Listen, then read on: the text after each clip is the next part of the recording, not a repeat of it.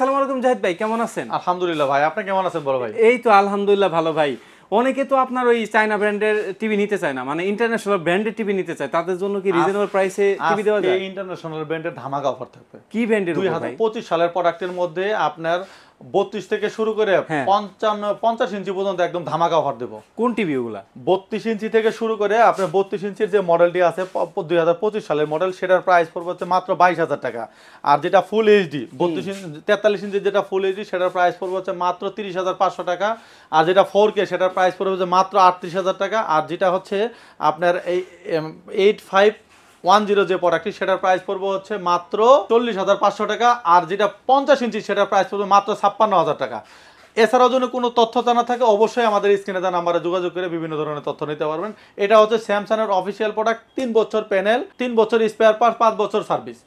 আর যদি কোনো তথ্য জানা থাকে অবশ্যই আমাদের স্ক্রিনে দেওয়া নাম্বারে যোগাযোগ করে বিভিন্ন ধরনের তথ্য নিতে পারবেন।